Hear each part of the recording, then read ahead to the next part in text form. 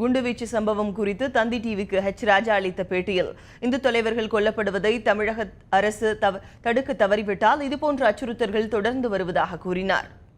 தமிழகத்தில் சமீப காலமாக ஆம்பூர், அமெரிக்கன் எம்பசி என்று தலிபானிய சக்திகள் பெரும்பான்மை இந்து சமுதாயத்தை தாக்குகின்ற விதத்திலே நடந்து வருகிறார்கள். அவங்களுக்கு பிரச்சனை போலீஸோடு இருந்தாலும் அவங்க அட்டாக் பண்ணுறது பார்த்தா ரோட்டில் போகிற ஹிந்து அட்டாக் பண்ணுறாங்க. இப்போ ஆம்பூரில் கூட